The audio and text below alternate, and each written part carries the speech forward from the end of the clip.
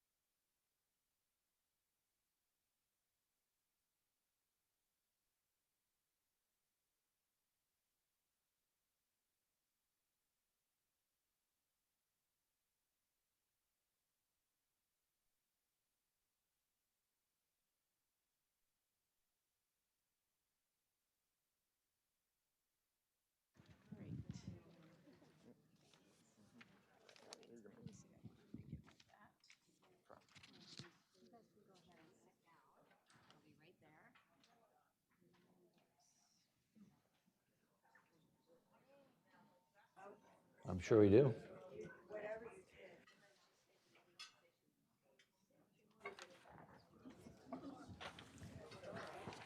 Sure. Do you see anybody? Is this fun? Is this fun? We having fun yet?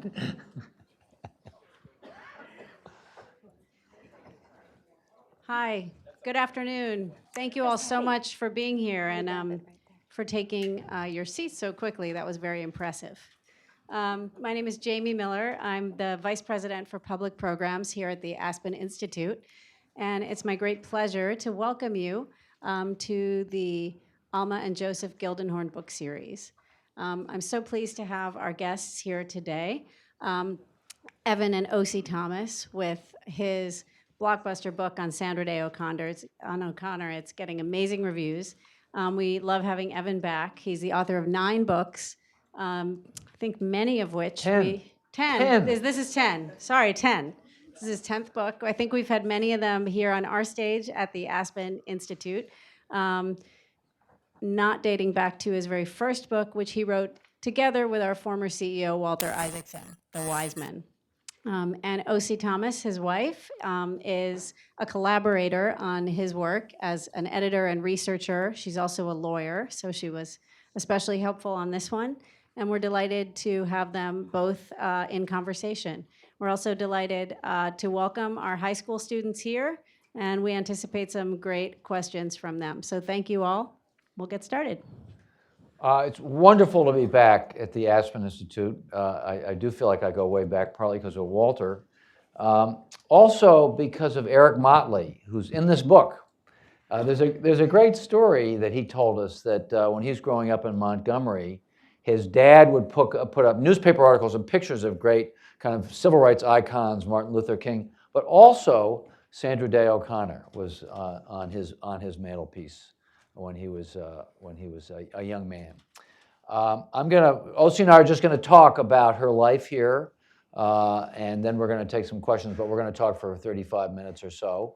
And O.C., why don't you start us off by talking to us about what a big deal it was when she got on the Supreme Court. When Ronald Reagan named Sandra Day O'Connor to the Supreme Court, it was electrifying for the country. The Justice Department young lawyers, when Stewart resigned from the Supreme Court, had expected that Reagan, who'd made a campaign promise to name one of his first appointments a woman, expected Reagan to not name his first. And they wanted Bob Bork. But the word came back from through Attorney General William French Smith that Reagan meant exactly what he said, and that he had said, "I can't believe there isn't one in the country. Go find her." So Sandra Day O'Connor emerged, and I'm going to mention this sort of out of sequence right now because I'm looking at Hattie Babbitt. I think one of the first letters she wrote was to thank Hattie Babbitt, and you'll see why later, who was instrumental in helping her get to the court. It was, her picture was on the cover of Time magazine, of People magazine. She got 60,000 letters from people who were excited about her nomination.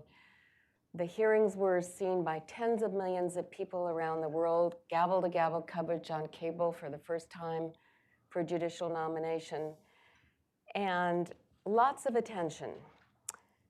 In contrast to When she got there, she found the court to be a cold place. I mean, literally, physically cold, marble. But I was touched by this. She would go out on fall afternoons and turn her face up to the sun, these interior courtyards, to feel the sunshine. She missed it from Arizona. She goes to her first lunch, and only half the justices show up. They have lunch every week. There are only 4 of them there. Why? They're a little suspicious of her, but they're suspicious of each other. The book, The Brethren, do you remember The Brethren, Scott Armstrong and Bob Woodward? That had come out a year earlier, and the justices don't know who leaked amongst themselves. She's a little anxious. She goes on, she knows that at her first oral argument, everybody's watching and they're listening, and to hear what she has to say, and she waits about a half an hour. She starts to ask her first question, and the idiot lawyer in front of her talks over her, just barrels right through her. She writes in her diary that night, I felt put down. Now, put down is not an expression that she often uses. In fact, she put it in quotes. But it's not an easy thing going there. For instance, there's a nice little tradition that justices have that before an oral argument or before they go into conference in this secret room they have, only the justices are allowed in, they all shake hands. Each one shakes hands with the other. And Whizzer White, Justice Byron White, who had been an all-pro halfback, crushes her hand. So she goes into her first conference, as she says, with tears squirting out of her eyes. Now, before she went in there, the justices met, had to talk about this. They had just gotten rid of the name Mr. before Justice. That was just going to be Justice. The vote was 8-1. Harry Blackmun, who we'll get to in a minute, was the one. But the rule is the junior justice, the newest justice, is supposed to take notes and get coffee. So they actually, Justice Stevens said, they said, well, no, tradition is tradition. We're going to ask her to get coffee, but nobody did. She got over her nerves pretty quickly. 3 weeks into her tenure on the court, Justice Powell wrote a letter to his children, and he said, she's nothing short of brilliant, and she will make her way on the court. He became a good friend. He gave her one of his secretaries, his assistants, to help her organize her office. And that friendship really mattered as she navigated her way. Meanwhile, the Chief Justice, Warren Burger, had hoped that he would be able to kind of dominate her. He had helped get her to the court. When he had walked her down the stairs after her confirmation, which was 99-0, he had announced to the press, "You've never seen me with a better-looking justice." So he had a tin ear. And the tin ear really came out in November. She's been on the court only 2 months, and he sends her a paper he's gotten from a kind of famous psychiatrist named Walter Menninger. And it's an academic paper, and it says, here's how to behave when you're the lone woman joining a leadership group of men. You're likely to undermine their confidence and disrupt their sense of accomplishment, and therefore best for you to be passive. Well, she didn't answer that note, and she answered all her notes. So she said, file this, but she kept it. And then, but her confidence had to grow. When she was asked to write her first major opinion, Berger asked her, she said, well, I'm not so sure, and then immediately regretted saying that. And she never wavered again, and pretty soon she was competing to be the first to ask a question, the first to turn in an opinion. And over time, at the end of her second term, we had access to her husband's daily diary. He kept it every day from her nomination until 2002. And by the end of her second term, she feels in the catbird seat. She has become the swing vote, not a term she liked, but a fact. And in her 25 years on the court, she was the swing and decisive vote in 330 cases. That's a lot of swing votes. So by then, it was the O'Connor court. She obviously was a confident person. Where did all this confidence come from? She grew up on a cattle ranch, 160,000 acres, which is 1/5 the size of Rhode Island, down in the corner of Arizona and New Mexico there, the Lazy Bee Ranch. When she was born, no running water, no heat, lots of animals, most of them unfriendly. Kids have pets. Some kids have as a pet a cat. She had as a pet a bobcat. She learned how to shoot a rifle before she was 10, drive a truck before she was 10. One of her jobs was to make lunch and take it out to the Roundup, which was miles across the prairie. So she gets up at 5 a.m., she makes the roast, the cake. She gets in her truck. She's 15 years old. She drives out there and she gets a flat. And she's a small young woman, and it takes her an hour to change the flat. She has to jump on the jack, and she gets there, and her father looks at her and says, "You're late." And she says, "Well, I had to change a tire." And he looks at her and says, "Well, next time, leave earlier." Now, she liked to tell that story to her clerks. The message was pretty clear: no excuses. That's the way she grew up. It just made her realize that life is harsh, and you deal with it. Now, she learned a lot from her father, who was a powerful, very powerful figure, who adored her, but after a drink or two in the evening could become a bit of a bully. And a very important thing she learned was watching her mother and father interact. Her mother was a very determined to be a lady in this harsh environment. She wore dresses. She wore fancy shoes. She subscribed to Vogue.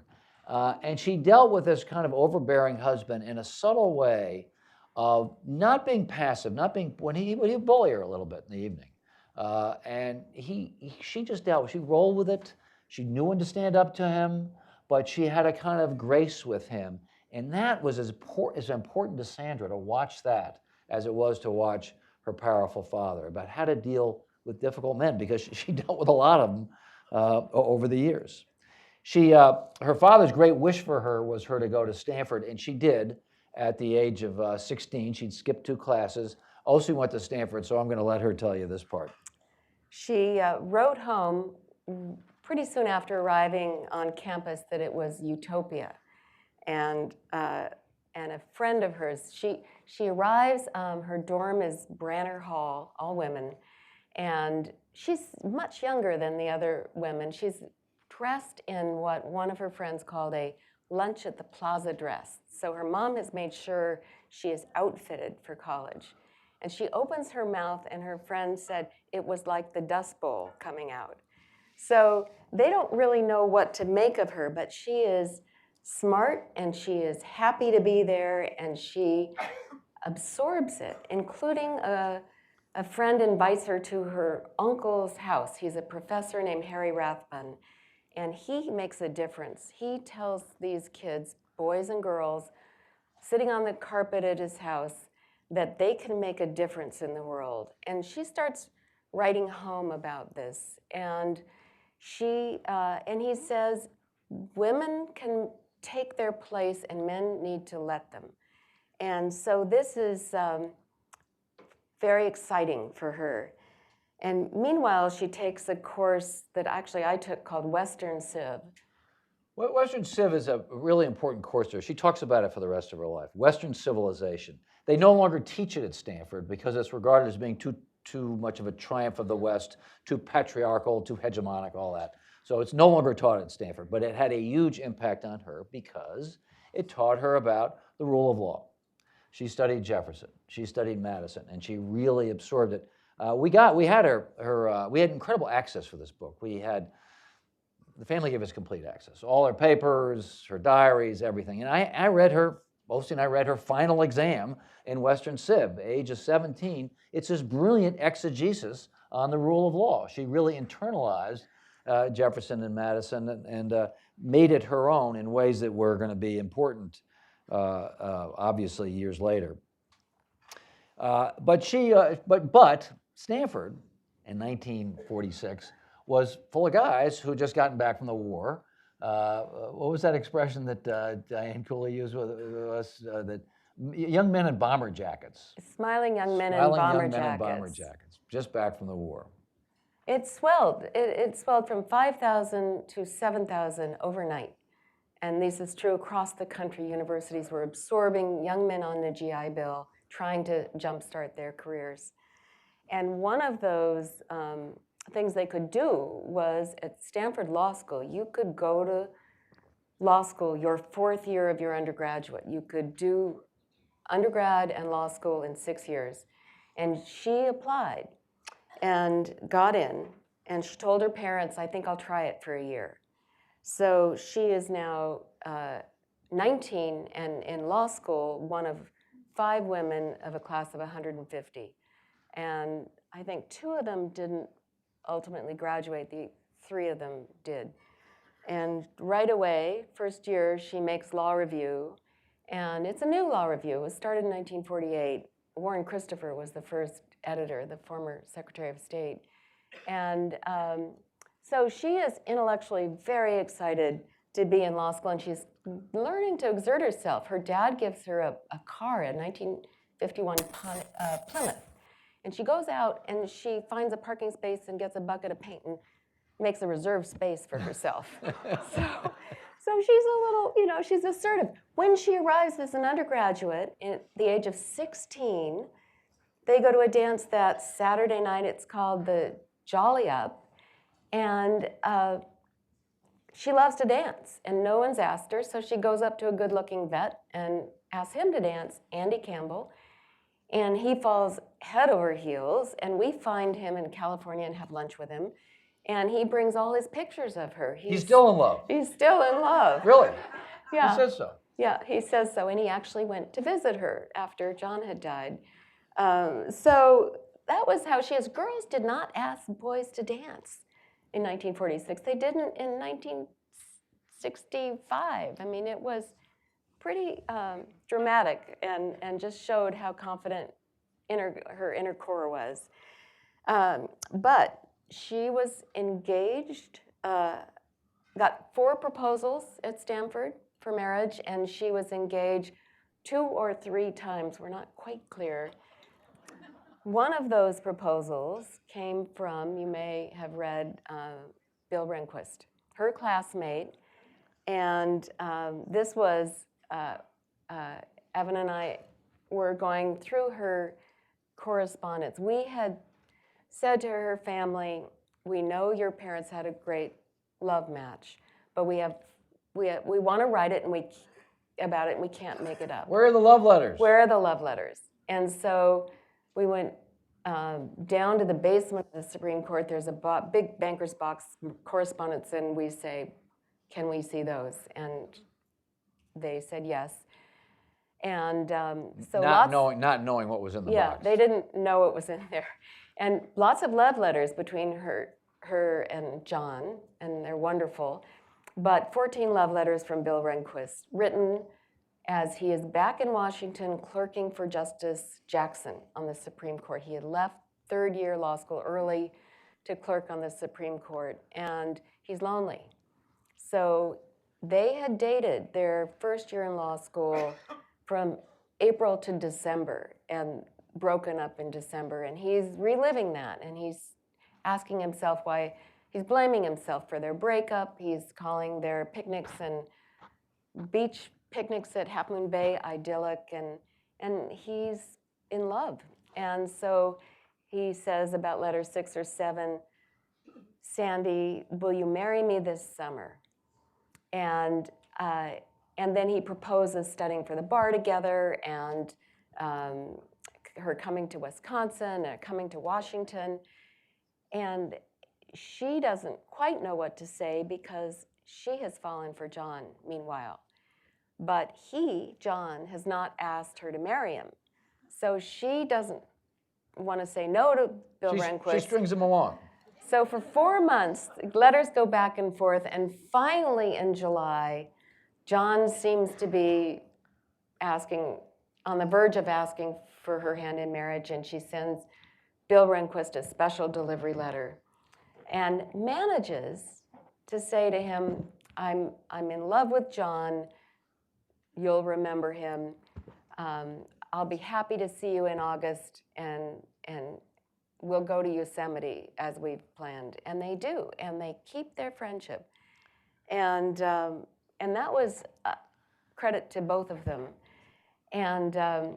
But they tell no one, not their families. They don't tell their brethren on the court. And so we, by the way, had permission from the Rehnquist family to use the letters because we needed to. But when they're first on the bench, just arrived, Harry Blackman, has heard about the movies, and he leans over to Rehnquist and he says, "Now, no fooling around." So. Now, while all this is going on, this romantic drama, she's trying to find a job.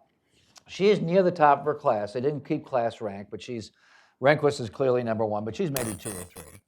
And she applies to 40 law firms. They say at Stanford, if you've got a B average, you can apply. And 40 law firms all through California, LA, San Francisco. Not a single one will give her an interview for a law job. One law firm, Gibson, Dunn & Crutcher, interviews her for a secretary's job, and she's asked, how well do you type? Her answer is so-so. Now, flash forward 30 years. This firm was Gibson, Dunn & Crutcher, right? 30 years later, 1981, the Attorney General of the United States, William French Smith, who is a former Gibson, Dunn & Crutcher partner, is calling Sandra Day O'Connor in Phoenix to ask her, would she please come to interview the President of the United States about a job in the Supreme Court. She gets on the phone and she says to him, you wouldn't be calling me about secretarial work, would you? So she can't get a job in the private sector, so she goes to the local DA and says, oh, I'd like to work for you. And he says, I don't have any money to hire you.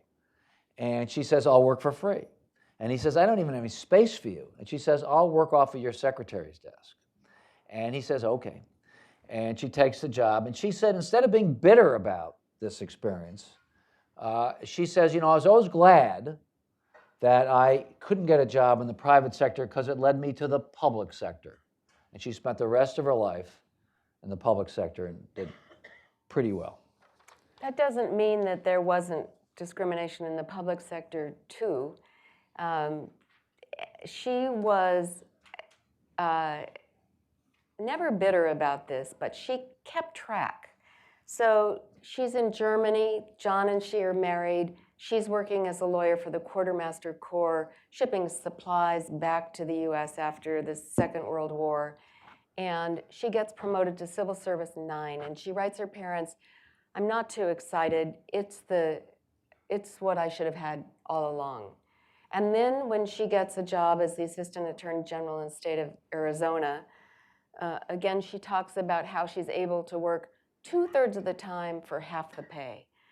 And she's in the legislature. She decides that she wants to be in the legislature. She runs for office and is first appointed, then runs. And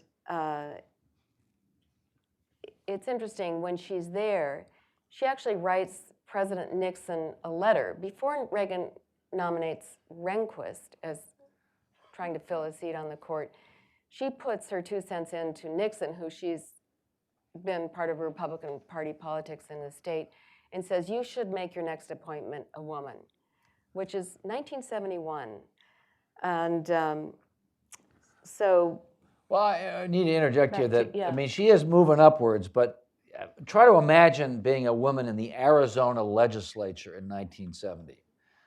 Good old boys like to have a drink or two and are not exactly always polite with her. There was one fellow in particular named Tom Goodwin, who was the chairman of the House Appropriations Committee, and so she had to deal with him a lot to do the budget. And he was a drunk. He was a drunk by 10 a.m. drunk.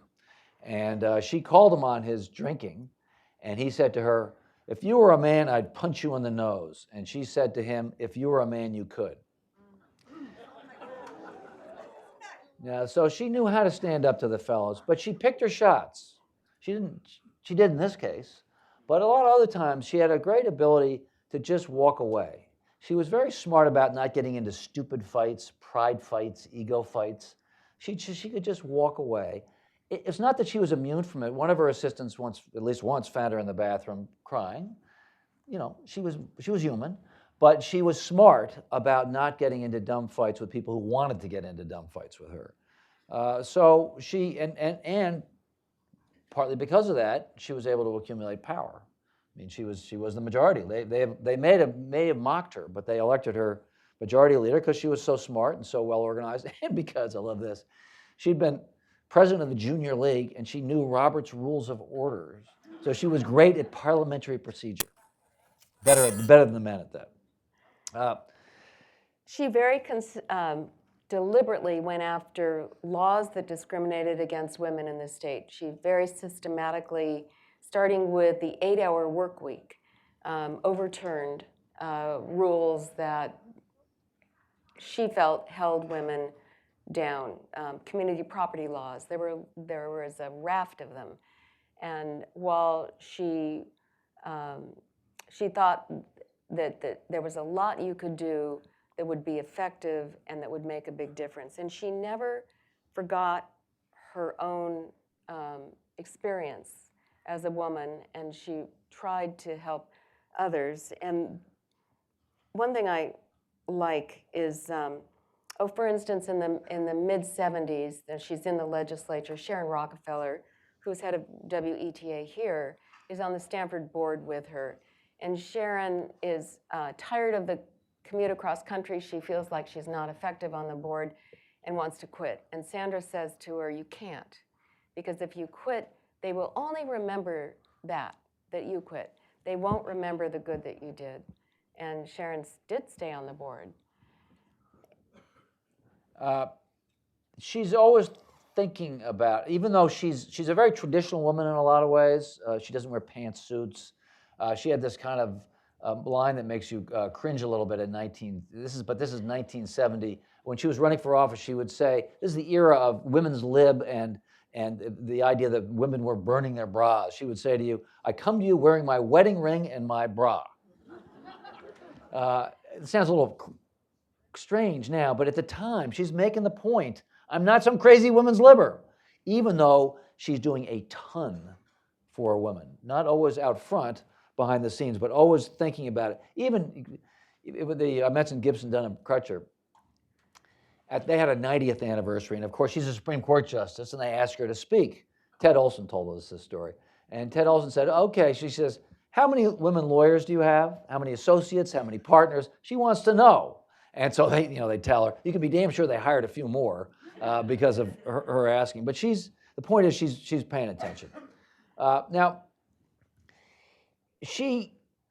The other justices, when she arrives, they do mostly welcome her, but not entirely. Harry Blackmun is worried. Harry Blackmun, who writes Roe v. Wade, which is the famous abortion rights decision in 1973, is worried that she, a Reagan appointee, is going to vote to overturn Roe v. Wade, and he's very suspicious of her. He also doesn't like her celebrity.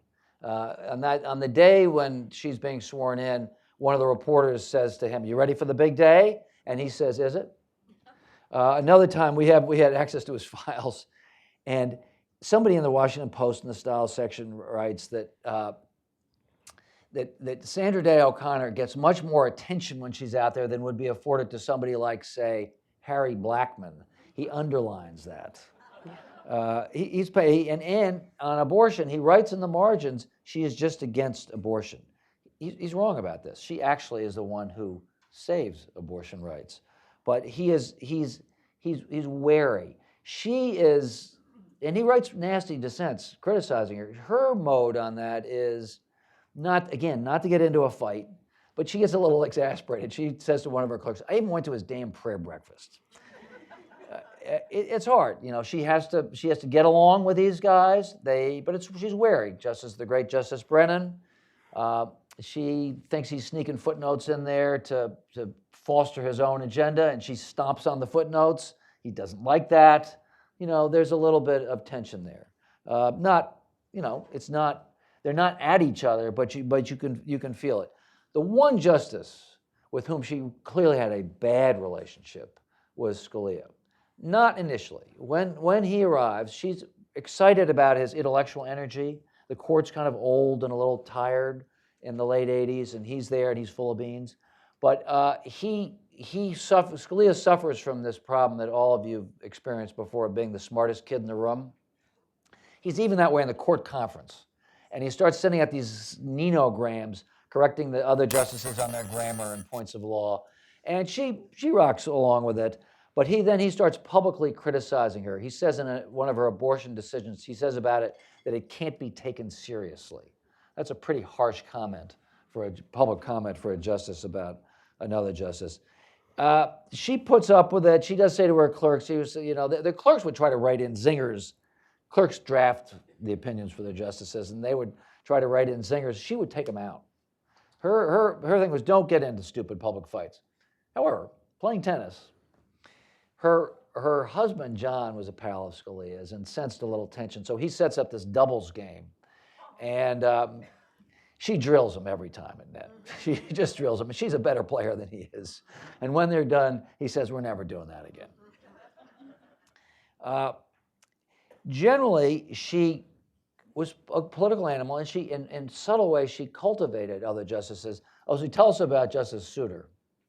When David Souter arrived at the court from New Hampshire, I think it is, he's an unusual guy. He would not turn on the lights in his office. He'd conserve energy. He would eat apples at his desk, and she had to bring him along to come to that luncheon. Let me just say, those lunches at once a week, sometimes twice a week, were important to the justices because they didn't talk about business. They talked about books and Shakespeare and music, and it was if they were going to get to know one another, that's when it was going to happen. And she draws him along, and then she starts worrying because he's not married, and she thinks he should be. So she starts thinking, who can we marry him off to? She gets Linda Webster, who's married to Bill Webster, the former CIA and FBI director, to invite. She calls up Linda. She's going there for dinner, and she says, Linda, I'm bringing David Souter tonight. I'm bringing him so that he can see how happily married people act. And so Linda says to Bill, act happy tonight.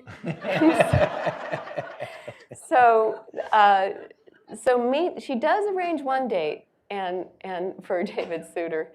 And after the date, Sandra's friend says to Sandra, well, it went well. At the end of it, he said, well, that was a good time. Let's do it again next year. So she had to give up on him a bit. But not on the court. Not on the court, because on the court, in one of the most important abortion cases, the Casey case coming out of Pennsylvania, statute where the state was trying to restrict abortion rights, and Blackmun was certain that Roe v. Wade would now be overturned to his distress. She got Kennedy and Souter and O'Connor formed what they called a troika to save abortion rights using O'Connor's own standard, not the trimester standard, but the undue burden standard. It was all right for the states to restrict abortion as long as they didn't impose an undue burden on women's rights to have an abortion. And so that was very crucial, and her relationship with Souter was key to that, and she was able to work with Kennedy. And then when Stephen Breyer came on the court, he became a real pal of hers. So she works the middle, and Yeah. very, very successfully. Now, of course, she can also get along with the people on who are more ideologically pure, if you will. Clarence Thomas is an interesting challenge for her. He comes on the court. The Anita Hill hearings are really, obviously, a tough scene, and she's not happy about that.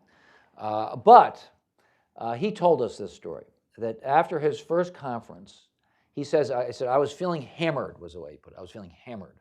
And he starts to, and lonely. And he starts to walk back to his chambers, and she falls in step with him after the first conference. And she says, those hearings were really damaging. And he doesn't know what to say. Damaging to him personally, yeah. Damaging to the court, yeah. So he doesn't say anything, and she doesn't say anything. But the next day, she walks with him again. Says, Clarence, you got to come to lunch. And then the next day, and then the next day, always saying, Clarence, you got to come to lunch. He doesn't want to come to lunch. Finally, she says, Clarence, you got to come to lunch. And he says, yes, ma'am. And he said it changed everything for him. He started, Clarence Thomas, for those you know, is a funny, charming guy with a big laugh. He was feeling sullen and sulking in his tent, if you will, but he came out of it, and he did join the group. And he said to me that she was the glue. The reason this place was civil was Sandra. She understood that these men, and they were all men in her time until Ruth Bader Ginsburg shows up 12 years later, they are there for life, but they don't necessarily like each other, but they have to get along with each other. And she understood that and made them come to lunch. She would. I mentioned earlier that only half of them were coming to lunch when she first came. She would show up in their chambers and just sit in their chambers until they came to lunch. And by the 90s, they were all coming to lunch. She was as we've said, the swing vote, not just on abortion, but also on affirmative action. She didn't love affirmative action. She didn't like identity politics. She had her qualms about it. But she understood, she's extremely practical, extremely pragmatic. And she understood that if you're going to be realistic, you need to have some racial preference in it, and certainly in college admissions and in jobs, even if you don't love it and you wish it wouldn't go on forever. She is the decisive vote in the Grutter case in 2002 of upholding affirmative action in higher education at Michigan Law School. Why? She looked at the numbers. She knew, she regarded law schools as training grounds for leaders. I believe 1 out of 4 U.S. senators is a lawyer. And she knew that if you didn't have any racial preference at Michigan Law School, the number of African Americans there was going to go down to a minuscule number. They'd run a controlled experiment in California. There was a state referendum against affirmative action that passed, and the number of African Americans at UCLA and Berkeley went down to about 1%.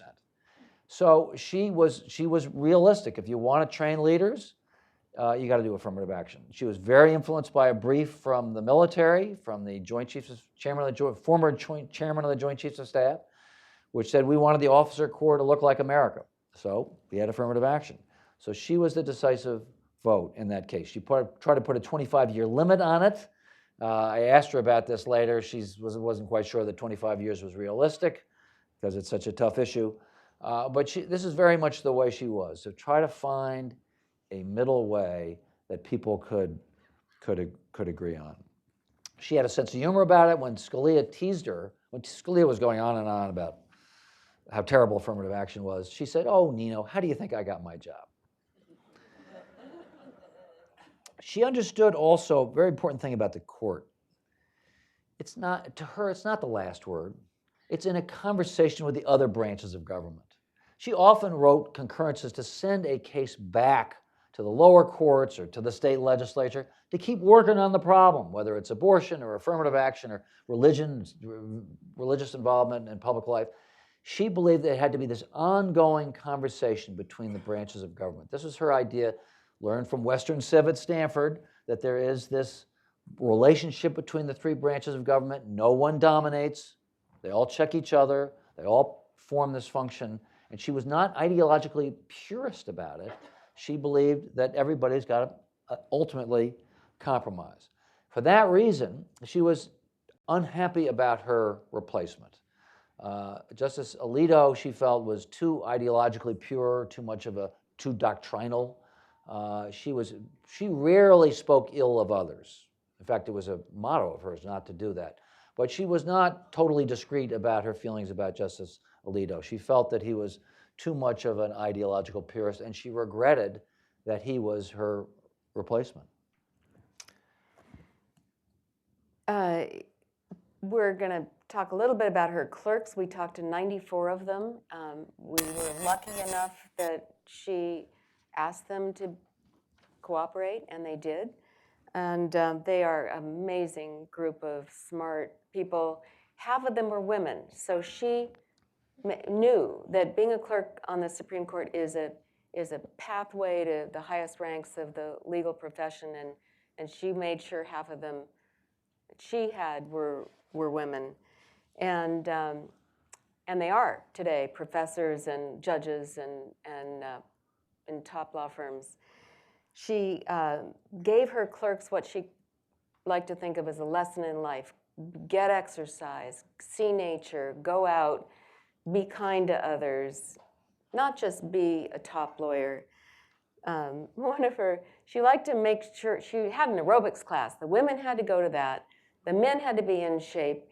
One of the clerks told us that he was eating an ice cream cone and he saw her coming and he's just stuck it in a drawer just so she wouldn't see it. The cherry blossoms are blooming now. They're gorgeous. She would make sure that when the cherry blossoms were at their height, the clerks, she would drag them all out to go see it. Didn't matter if it was raining.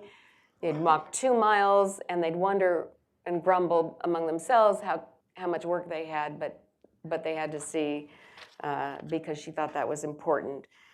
They took them to outings like the Arboretum, rafting, and one of the Arboretum clerks said it wasn't like stopping to smell the roses, it was more like speeding up to smell the roses and learning how to be a better rose smeller. When she had breast cancer in 1988, she never missed oral argument. The first day she was back, she noticed in the press gallery, the ABC reporter was looking at her from over there with binoculars. So it was not easy being scrutinized like that. Somehow she managed to be a good mother. She had 3 sons. We got to know them pretty well. They're very active and successful young men. She gave them a wide leash. Scott said she had 3 rules for her sons. One was be home by 6. The next one was do not speak ill of others. And the third one was don't hit your little brother. Yeah. She was a great cook. She served lunch to her clerks on Saturday. One year, she made every recipe in the Julia Child cookbook, and one of her friends said to her, Sandra, do you always have to overachieve? She had a great love story marriage. Her marriage to John O'Connor was a love story. It's one of the themes of this book, because John O'Connor was a guy's guy in many ways. He was head of the Rotary. He liked to go to Bohemian Grove. He was a club man. He was terrible at chores. He did not do the dishes. But he was incredibly supportive of her always. They were a team. They were a pair. They were politically ambitious together. They operated together. He helped behind the scenes lobby to get her on the Supreme Court. Of course, it was a sacrifice when she did get on the court because he'd been the big man in Phoenix, and now he was going to Washington, and he was not going to be the big man anymore. He did get a job at a law firm here, but he just wasn't as successful. Washington law is different from Phoenix law, and she had to how did she deal with that? This was touching to me. They were known for their social life in Washington, for going out a lot. And that's partly because she liked to go out and she liked to dance. They liked to dance together. in fact, they were in 4 dance groups here. But it wasn't just because she could enjoy it, it was so that he could enjoy it. And not just that he could enjoy it, but that he could be a social lion. At dinner, she would say, "Oh, John, tell us a story." And he would tell stories that he'd told 1,000 times, and she would laugh uproariously, sincerely. She was genuinely charmed by her husband, but she was doing it for him. She told me, she had to read 1,000 pages a day as a justice. She would come home and she would have to read late at night so that they could go out to 1, 2, 3 events in the evening. She was doing it for him. She counted, I love this. When he went to Bohemian Grove, which is this all-male thing, she had her own women's unit. They were known as the Mobile Party Unit because then they liked to dance with cowboys and have fun. I mean, she knew how to have fun, even as she did all of this work. The fun stops, however, when John gets Alzheimer's, and he starts getting symptoms in about 1995. And she's going to. He does, but in 1995, he's not diagnosed until 2000. We were able to talk to his doctor, a fellow named Paul Asen. He's now at San Diego, but he was at Georgetown. And amazingly, he was able to pull up his notes. And it's sad. He's not that old, and he is, it's certainly part of his problem with his law practice was that he had expertise was not suited to Washington law, and also because she's on the court, firms are worried about conflicts. And so, but it's also that as he's joined his second law firm, his mind is beginning to fail. And she cares for him. So now we have her bringing him to the court, sitting him in her chambers, giving him the newspaper. One of her secretaries sort of takes him on walks down the hall. And all the while, she is acting like he is perfectly normal. So, and going out to dinner with her friends and cutting his food, and all the while acting like nothing is wrong. And it is formidable and impressive how she feels that she needs to take care of him. He, of course, doesn't want her out of his sight. So he's clinging to her at the same time. And it is very sad. And finally, her son, this goes on for years. So 2000, he's diagnosed. She doesn't leave the court until 2005. She announces her retirement in July to take care of him because she realizes he doesn't have a lot of years left with him that she can really be with him. And then her replacement nomination drags on for 6 months, and she finally is able to leave in January 2006. 6 months later, he is in a home. And her son has given her a study about, and says, "Mom, this is killing you," about how hard it is for caregivers, especially with Alzheimer's loved ones. So he is in Phoenix, he's in a memory care home, and he forms what's called a mistaken attachment. He doesn't know who Sandra is. And she's coming to visit him, and he doesn't know who she is, and he has taken up emotionally with a woman who also has Alzheimer's. And he sits there and he's holding her hand, and Sandra arrives, and he says to Sandra, "I'd like you to introduce you to my wife." And Sandra, he's so completely gone to her, and it's so heartbreaking. And when this becomes public as it does, she says, "I'm happy for him," because he was depressed. But she is just devastated. And at other times, she tells people don't get Alzheimer's. It's horrible. So it becomes a tragedy and sad. It's typical of her, when she comes in and finds him holding hands with this other woman whose name was Kay, she sits down and holds his other hand. Yes. So So she's off the court. She's still full of energy. She was incredibly active. Here at Aspen, she worked with Meryl Chertoff and Aspen on the issue of judicial independence. Her great cause was civility and civic government.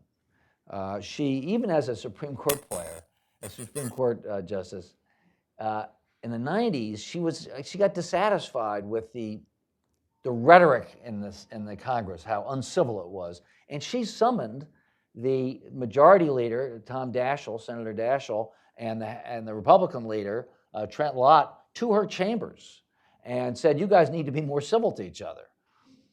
They didn't. What are we doing here? And that interesting. That meeting was not on her calendar. That's pushing the edges of the separation of powers. But that is the way she cared that much about it. She could also be a little bossy and directive, but she understood the importance of civility, of the unwritten rules in a democracy. It's not just the rules, it's the unwritten rules. And it's so typical of her that her last public statement was when Merrick Garland was nominated by President Obama, and the Republican Senate hung it up, refused to confirm him. Her last public statement was, "Oh, come on, let's get on with it. Confirm him. Let's move on." That's very much her. Let's not play politics with this. Let's enforce the unwritten rules of comedy and civility that allow our government to work. I thought we're going to end on this note and take some questions. Interestingly, she said her greatest legacy was not being on the Supreme Court. It was starting something called iCivics, which is it's video games for middle schoolers to teach them about civics. Remember those boring civics textbooks we had when we were young that were just impenetrable? Those are long since gone. But she, even though she barely could do email, she had the good sense to understand that kids want to read, video games, and it's a great way to teach them. So iCivics now reaches 5 million kids a year in middle schools, and she said, interestingly, she said that was her greatest legacy. Thank you.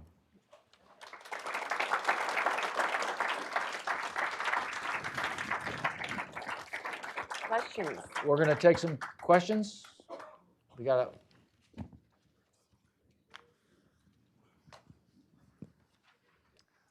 yes, sir. You haven't thus far mentioned Bush v. Gore, but you have a chapter on her contribution. We knew to you'd that. ask. Well, I am. Sure. It is certainly, one could argue that it is an uncharacteristic decision given everything else you've said about her. Yep. How did she grapple with that, and how does she justify? The stain on her record, in many people's view, is Bush v. Gore. To just give you some background, 2000 election, it's virtually a tie, and in the state of Florida, the vote is too close to call. Bush is ahead by about 500 votes, and so there's a recount in Florida. And the Republican Secretary of State actually certifies electors for Bush. But the Gore folks want a recount. They want the recount to continue in the hopes that Gore will win. This becomes a legal case. Almost inevitably, it gets to the U.S. Supreme Court. And by a 5-4 vote, with the 5 being all conservative Republicans, they vote to stop the recount with the effect of electing President Bush. It looks totally partisan. 5 Republicans vote to stop the recount, elect George Bush. The 4 liberals want to keep the recount going, which you would guess would favor Al Gore. So the court took a big hit on this. She is one of the 5th. In fact, she's a pretty important vote as a 5th vote, the swing vote. What is motivating her? She is a Republican. She is. And there's plenty of evidence of that. And she doesn't like Al Gore. So maybe deep in her heart, that was a factor. But I believe, from having talked to her colleagues on the court, and OC and I talked to her clerks, that there was something else going on. Sandra Day O'Connor hated messes. And it was going to be really messy if they allowed that recount to go on. Here's what would have happened. The recount goes on, and let's suppose, because there was a chance, that Al Gore wins. Then you're going to have two sets of electors. Certified already, Republican electors certified by the Secretary of State, now a new set of electors. The law actually provides for what happens. There is a law in the books, 3 U.S.C. 15. What happens? It goes back to Congress. And this Ruth Ginsburg told us this is what she was mostly concerned about. He goes back to Congress. The House has one vote and the Senate has one vote. The House was going to be Republican. The Senate was going to be Democrat, tie. Under the law, that tie is broken by the governor of the state. His last name is Bush, Jeb Bush. So she sees a kind of banana republic car wreck, some kind in January, that everybody's going to hate. The guy's brother is electing him. So instead, she wants to, I see you stirring over here. You might be arguing with me about this. She says, we're going to just end this now. And they write a hideous opinion, a court's opinion, a per curiam opinion, but she's the chief drafter of it. They use an equal protection argument, which the Republicans almost never use. The dissenters call them out on it.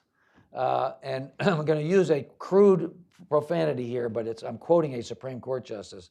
Justice Scalia said the equal protection argument was, as we say in Brooklyn, a piece of shit. And most academics, most scholars felt about the same way. So, let me just interject. Sure. Justice Scalia thought his argument, a different argument, was stronger, but also to stop the recount. I want to mention that she got some personal solace from 3 big media recounts that occurred the next year. The biggest one was sponsored by the Washington Post, the New York Times, the Wall Street Journal, the Chicago Tribune, 8 organizations, and they spent $1 million and 10 months or so with a statistical firm doing a recount of 175,000 votes. And all 3 recounts concluded that Bush would have won the recount, not Gore, and that but by fewer than the 537 votes that Kathleen Harris had certified. So that gave her some comfort. The last recount was published in November 2001, the big one, by which time the country was consumed with 9/11. The court did take a hit. I mean, its Gallup approval rating went way down. Interestingly, it came back up again to about the same level and then has tailed off since then. But she regretted the court taking.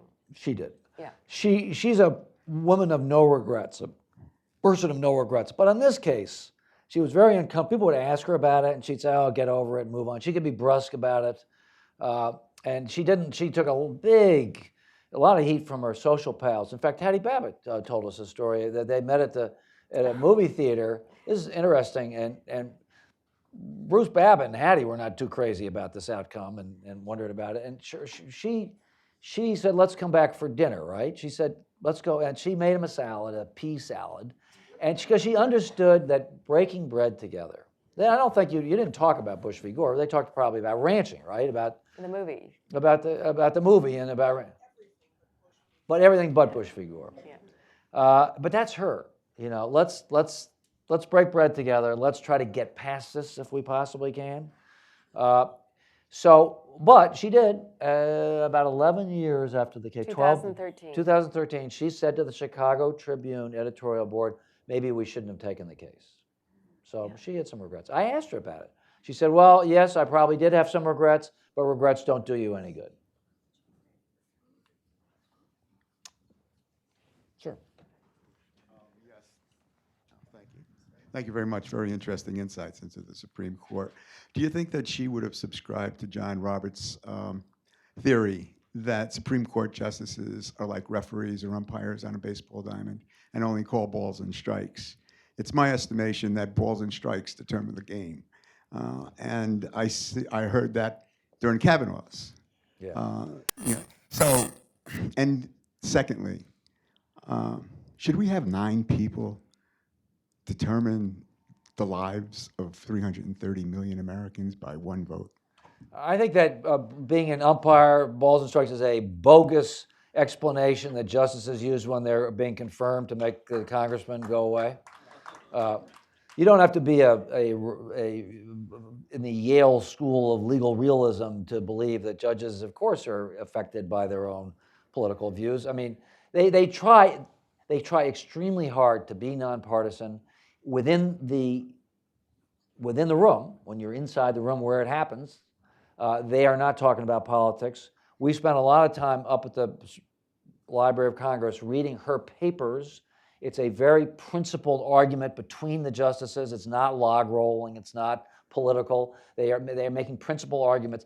But at the end of the day, on the big cases, they tend to line up in fairly predictable ideological fashion. So yes, they're human and they are political creatures, small p political, but they're But political. that's why her approach to jurisprudence was so important, I think, because she didn't see herself as the final decider.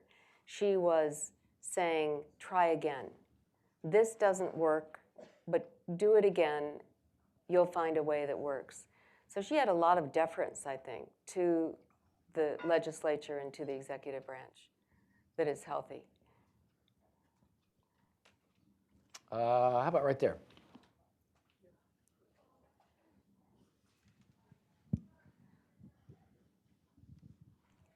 Justice O'Connor was confirmed by almost a unanimous vote. I guess it was 99 to nothing.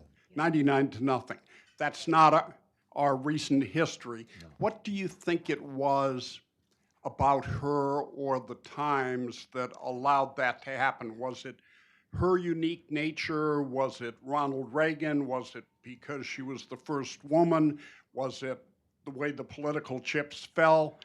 That's an astounding approval from a Congress of the United States. It's all of the above. I mean, it was an earlier, more generous day, although, of course, a couple of Nixon appointees had gone down in 1971. So it's not that Congress didn't rise up and reject presidential appointees even before her time. Nonetheless, at this particular time, there was a bit of a dissent against her from the far right. This is 1980. The Republican right is coming on strong, and the moral majority, Jerry Falwell, and she, as a Arizona legislator, had voted in committee to decriminalize abortion before Roe v. Wade, and the Falwell crowd got onto this and led a little insurgency against her, led by Senator Jesse Helms, who was a force. And President Reagan wanted this to go away. He was a conservative, but he really did not want to get into a big fight over the social issues early in his term. He cared about taxes, the military, the economy. He didn't want to get into a fight with Jesse Helms. So behind the scenes, they tamped this down, partly by sending Justice O'Connor, who was a very persuasive ambassador on her own behalf, to see Jesse Helms. And she was great with him. He's a courtly fella. She was charming with him. And Helms was smart enough to see, hey, we're not going to win this fight anyways, and backed off, basically.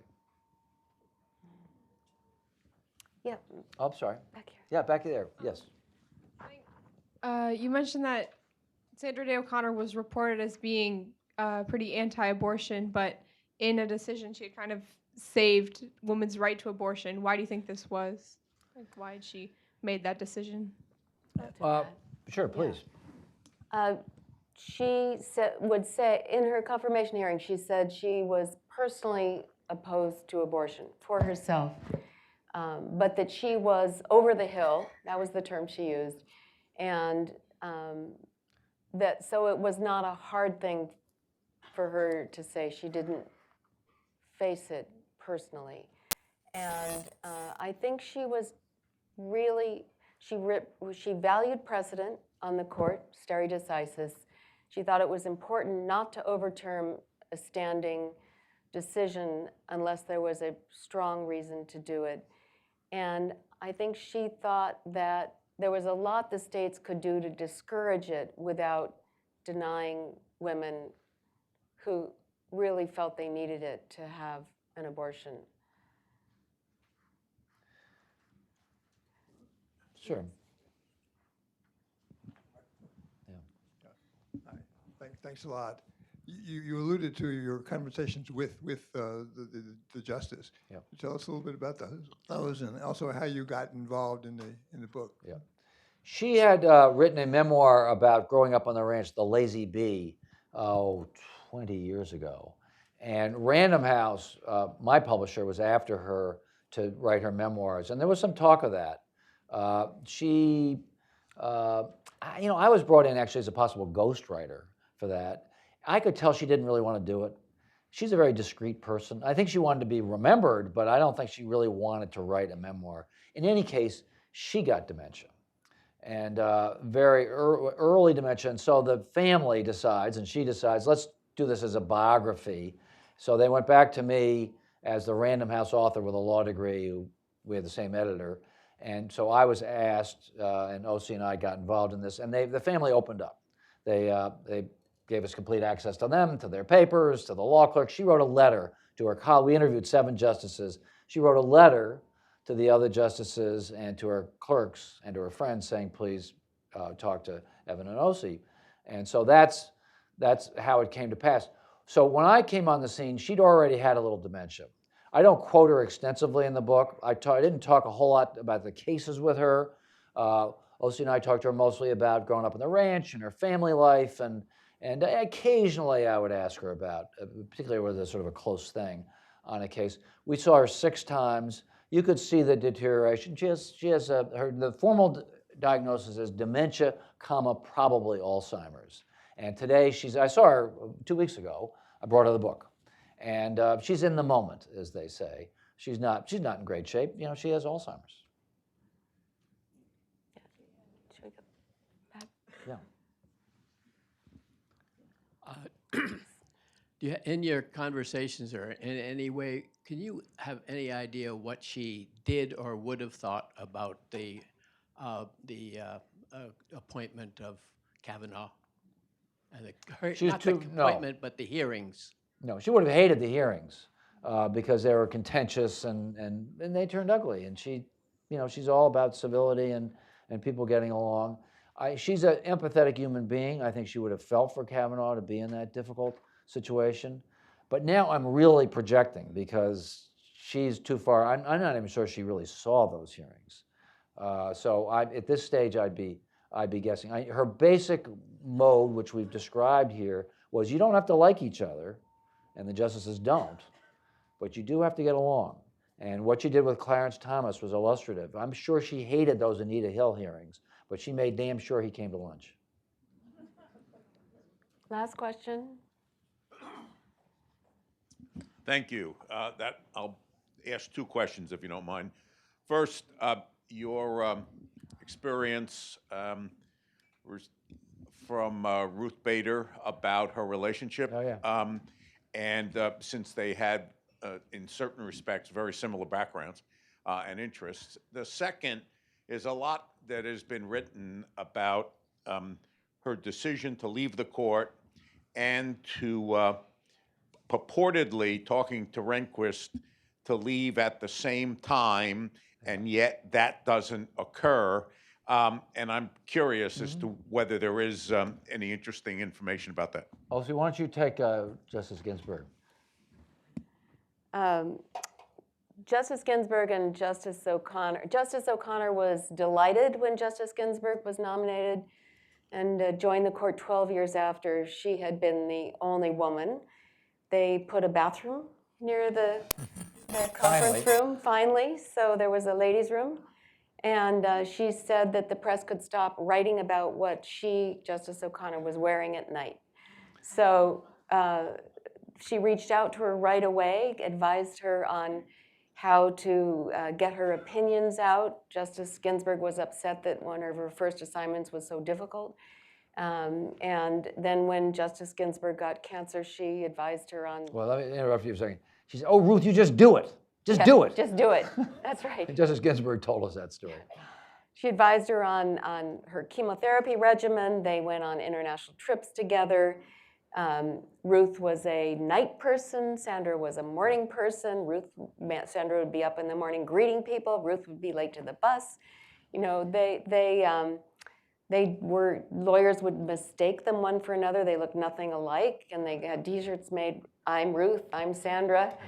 And so they had a very cordial relationship, but Justice Ginsburg told us that Sandra had never once walked down to her chambers to discuss a case. Ruth did walk to Sandra's chambers once, though, because, well, we were interviewing her, we had heard from her messenger that O'Connor's messenger that Justice Ginsburg had hit O'Connor's car in the parking lot twice. And I think Hit and run was the first one. So the second time, we want to ask Justice Ginsburg about it. It's the last question we asked. Is it true that you hit Justice O'Connor's car? Oh my gosh, she says. It's true, I've never driven again. And she said that she was so worried about hitting Justice Scalia's car on the other side that she hit Sandra's car. She went up to the chambers. Sandra, I've done a very bad thing. She said, oh, Ruth, you never do anything bad. Well, no, I've hit your car. And Sandra said, I just got it out of the body shop. So last, just on your point, there's a conspiracy theory that Justice Rehnquist basically gamed Justice O'Connor off the court. Justice Rehnquist has cancer. Justice O'Connor wants to leave to take care of John.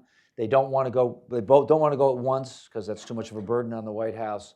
And it is true that at the very end, Justice Rehnquist says, I'm going to stay. Justice O'Connor says, I'm going to leave. Now, the problem with this theory is, and it's also true that Justice O'Connor said to a couple of clerks, you know, I'm not sure that Bill was totally forthcoming with me about how serious his illness was. The problem with the story is that O'Connor really wanted to leave the court. She wanted to leave the court to take care of John. She was probably going to leave anyways.